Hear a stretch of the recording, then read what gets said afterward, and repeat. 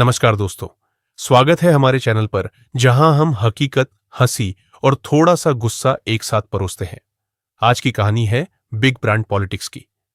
जी हां, वही ब्रांड जो हर इलेक्शन सीजन में नया फ्लेवर लेकर आता है, पर प्रोडक्ट वही पुराना है। डर, ध्रुवीकरण और पीआर मैजिक। दोस्तों, देखो बात सीधी है। जब कोई कंपनी कोई प्रोडक्ट बार बार बेचती है, तो मार्केटिंग टीम क्या करती है? वो प्रोडक्ट का बार बार विज्ञापन चलाती है, इन्फ्लुएंसर्स को पैसे देती है और ये सुनिश्चित करती है कि कोई कॉम्पिटिटर कुछ अच्छा बोलने ही ना पाए। अब बीजेपी हो या कोई कॉरपोरेट ब्रांड, तरीका वही है। बस नाम बड़ा और पैकेजिंग फैंसी। हर महीने नया कैंपेन नहीं, वही पुरानी ट्रिक। पहले कोई छोटी घटना उठाओ, फिर हेडलाइंस में आग लगा दो, उसके बाद लोगों को दो हिस्सों में बांट दो और फिर मजा शुरू। जनता की फीड में रोज एक ही संदेश घूमता रहे, तुम बनाम वो।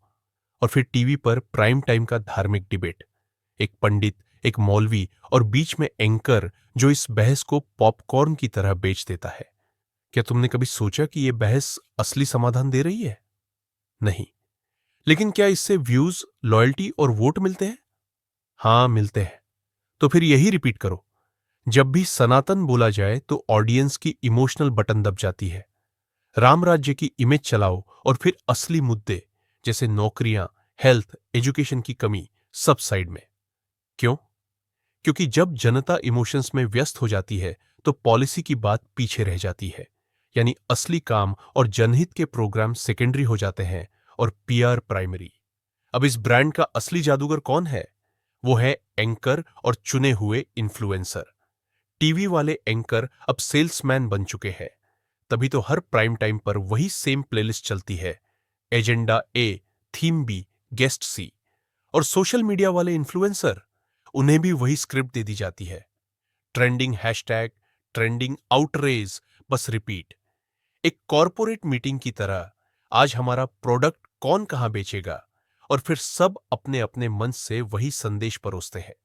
और कभी कभी लगता है ये एंकर इतने डेडिकेटेड होते हैं कि इन्हें सीधे एमएलए या स्पोक्सपर्सन ही क्यों नहीं बना देते।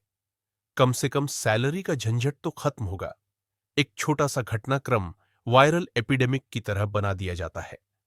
बॉर्डर पर कोई खबर आती है तो तुरंत देश की सुरक्षा हेडलाइन बना दो। किसी संत ने कुछ कहा तो उसे बढ़ा चढ़ाकर दिखा दो और जनता तुरंत रेडी हो जाएगी। कारण है डर और प्राइड का कॉम्बिनेशन। और जब लोगों के दिलों में डर और प्राइड दोनों भर दिए जाते हैं, तो पॉलिसी पर सवाल उठना अपने आप बंद हो जाता है। बच्चे अच्छे कॉलेज में पढ़ रहे हैं, अच्छे जॉब में सेट हो रहे हैं, लेकिन पॉलिटिक्स में वही चुनिंदा बच्चे आगे बढ़ते हैं और वफादार ऑपरेटर बन जाते हैं। बाकी युवाओं को बस हैशटैग और स्लोगन पकड़ा दो। असली वर्क नहीं होता, बस अटेंशन हार्वेस्ट कर लिया जाता है। कहते हैं राम राज्य।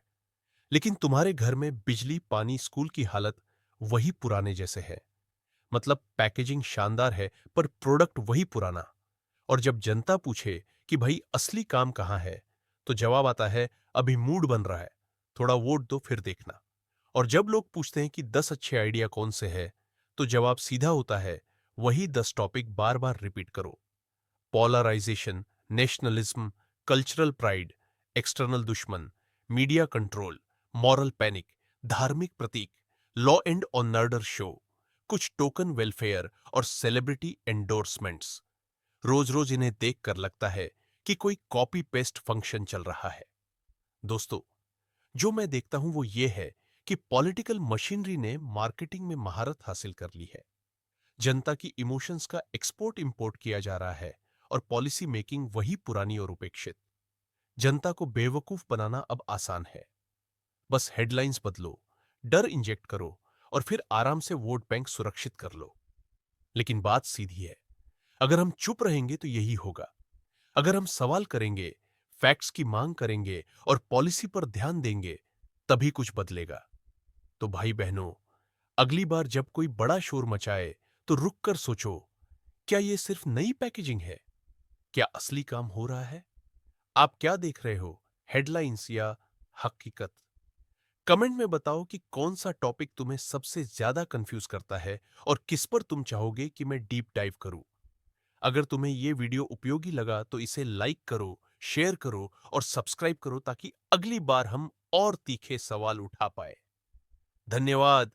और याद रखो, दिखावे से ज्यादा असली काम की तलाश करो।